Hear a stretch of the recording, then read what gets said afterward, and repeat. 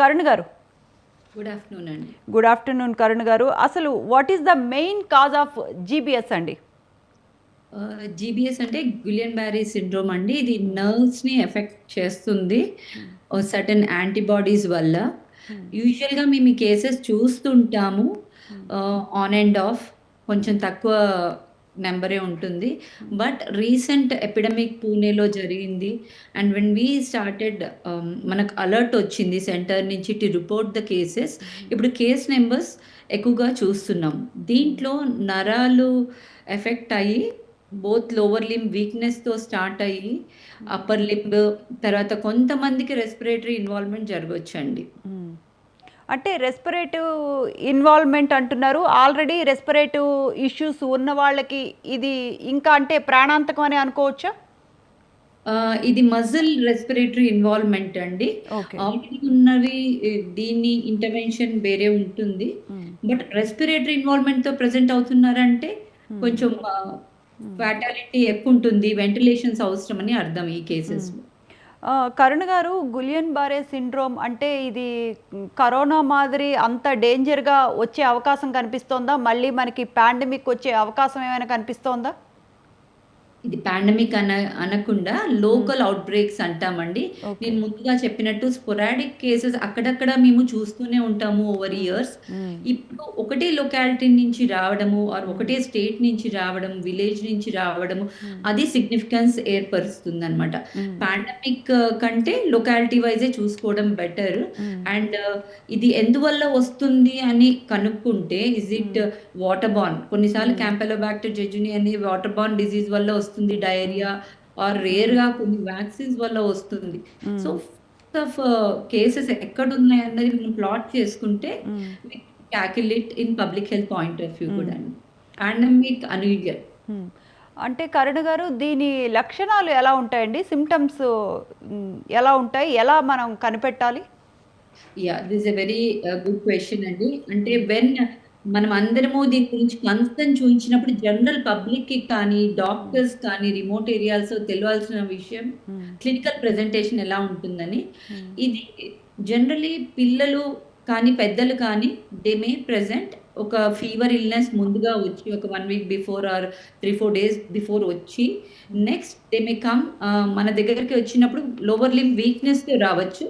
లేదా tingling sensation, burning సెన్సేషన్స్‌తో రావచ్చు. And అవి మెల్లమెల్లగా పైకొస్తాయి. నడుము వరకు వచ్చి నడుముకి కూడా నొప్పి రావచ్చు. కానీ చాలా ఫ్యాటల్ కేసెస్‌లో ఒక 24 అవర్స్‌లో ప్రోగ్రెస్ అయిన కేసెస్‌లో బ్రీతింగ్ ఇష్యూస్ వస్తాయి. And they need emergency treatment. ఇది చాలా తక్కువ నంబర్స్‌లో ఉంటాయి. Both the lower limbs weakness, ముల్లులు కుచ్చినట్టు పెయిన్ సింప్టమ్స్ 2 లోవర్ లింబ్స్‌లో, దెన్ బ్రీతింగ్ ఇష్యూస్. కరుణ్ గారు, అంటే ఎటువంటి హెల్త్ ఇష్యూస్ ఉండే వాళ్ళ మీద ఈ వ్యాధి అంటే ఈ వైరస్ ఎక్కువ ఎఫెక్ట్ చూపిస్తుందండి? గులియన్ బ్యారీ సిండ్రోమ్ ఇప్పుడు తెరపైకి రావడానికి కారణం సార్ చెప్పినట్టు, మీరు చెప్పినట్టు పూనాలో ఒక ఎపిడమిక్ ప్రపోర్షన్‌లో వచ్చిందండి. 10 మెంబర్స్‌కి వచ్చింది. దాంట్లో 8 మందికి డెత్ అయింది. సో, ఇప్పుడు ఇది నోటిఫై చేస్తున్నారు. అండ్ అక్కడ ఇక్కడ వస్తున్నాయా, ఒకే దగ్గర వస్తున్నాయా, దాన్ని బట్టి మనము సిగ్నిఫికెన్స్ చూసుకోవాలి. అంటే దీనికి ఎంత అప్రమత్తంగా ఉండాలని. అండ్ ఎవరికి వస్తుంది అంటే ఇది ఎలా వస్తుంది తెలుసుకుంటే కొన్ని కారణాల వల్ల జీబీఎస్ రావచ్చు. ఏంటి ప్రీవియస్ మైకోప్లాస్మా నిమోనియా ఇన్ఫెక్షన్ అంటే రెస్పిరేటరీ ఇన్ఫెక్షన్స్, అది పిల్లల్లో కానీ, పెద్దవాళ్ళలో కానీ. అండ్ క్యాంపెలోబాక్టర్ జెజుని అంటే గట్ ఇన్ఫెక్షన్ అండి. ఇది డయేరియాతో ప్రెజెంట్ అవుతారు. ఇది బ్యాక్టీరియల్ ఇన్ఫెక్షన్. ఇప్పుడు పూనాలో జరిగింది గట్ ఇన్ఫెక్షన్ వల్ల.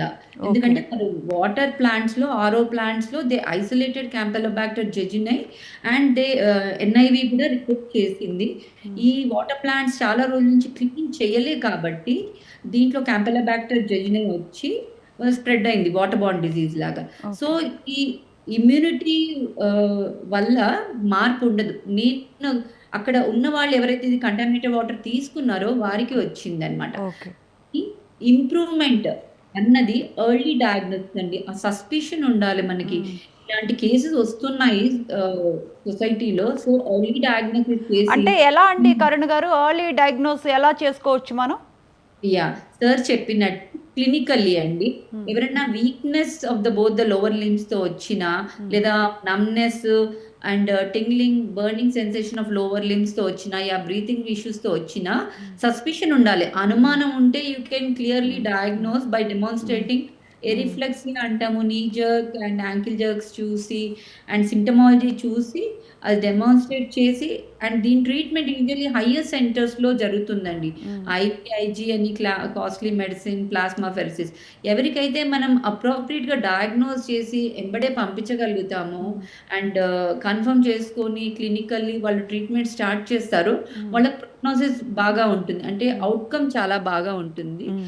అండ్ ఇది రెస్పిరేటరీ ఇన్వాల్వ్‌మెంట్ ఉన్న వాళ్ళకి కొంత ఔట్‌కమ్ మోర్టాలిటీ బ్యాడ్‌గా హ్మ్. ఉండొచ్చు. అంటే అండ్ రెస్పిరేటివ్ ఇష్యూస్ కాకుండా ఇంకా ఎటువంటి హెల్త్ ఇష్యూస్ ఉండే వాళ్ళ మీద ఎక్కువ ప్రభావం చూపిస్తుందండి? అంటే నేను ముందు చెప్పిందే చెప్తానండి. ఇది హ్మ్. కామన్‌గా వచ్చే విధానమే. ఇప్పుడు ప్రీవియస్ ఇన్ఫెక్షన్స్ ద్వారా లేదా బాక్టీరియల్ ఇన్ఫెక్షన్స్ ద్వారా ఎవరికన్నా రావచ్చండి. దేర్ ఈస్ నో స్పెసిఫిక్ వీళ్ళకి వాళ్ళకొస్తుందని. అంటే మీరు కరుణ గారు కొంచెం కొంతమంది ఏమంటున్నారంటే, అంటే సర్జరీస్ చేసుకున్నాక పోస్ట్ సర్జరీ అంటే ఇలాంటి వాళ్ళకి కూడా ఏదో ఇష్యూస్ ఇలాంటివి ఎక్కువ అంటే ఈ వైరస్ బారిన పడే అవకాశం కనిపిస్తోంది అని విన్నాము. అది అది వన్ ఎంతవరకు ఆఫ్ ద నిజమండి? అది one of the risk factor అండి. అంటే ఓకే. కొన్ని జబ్బులు ఎందుకొస్తాయి అని అనుకున్నప్పుడు హ్మ్. ఇది సార్ చెప్పినట్టు ఆటో ఇమ్యూన్ యాంటీబాడీస్ జనరేట్ చేయడం వల్ల మన నర్వ్స్ ఎఫెక్ట్ అయితున్నాయి. ఈ హ్మ్. ఆటో యాంటీబాడీస్ రావడానికి కారణం బాక్టీరియల్ ఇన్ఫెక్షన్స్ కావచ్చు, ఇన్‌ఫ్లుయెన్జా వైరస్ కావచ్చు, హ్మ్. వ్యాక్సిన్ కావచ్చు, టాక్సిన్స్, మెర్క్యూరీ లాంటి టాక్సిన్స్ కావచ్చు, హ్మ్. సర్జరీ కావచ్చు. మన హ్మ్. టిష్యూ రెస్పాన్స్‌ని బట్టి, యాంటీబాడీస్‌ని బట్టి మనకు వస్తుందండి. హ్మ్.